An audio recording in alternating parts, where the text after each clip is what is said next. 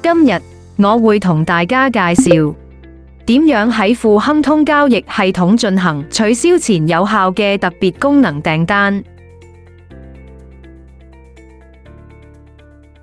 取消前有效訂單係為美股而設嘅特別功能訂單，一般訂單只可以喺當日有效，而取消前有效訂單即使過咗下單當日，依類訂單喺成交前或客戶取消前會持續有效。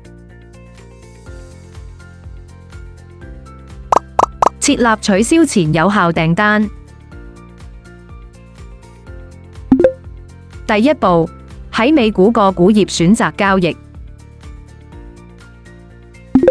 第二步，設定買入價或賣出價及交易數量等資料。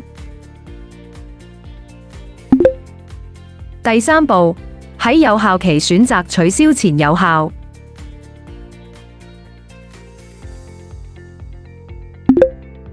第四步，選擇立即買入或立即賣出。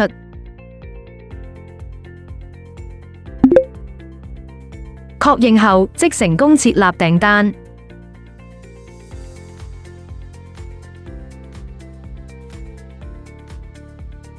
取消或修改取消前有效訂單。第一步，選擇賬戶。第二步，往下拉並喺美股賬戶選擇今日訂單。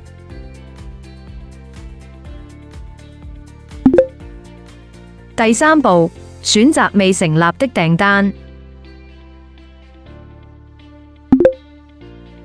點擊修改訂單或撤銷以進行相關操作。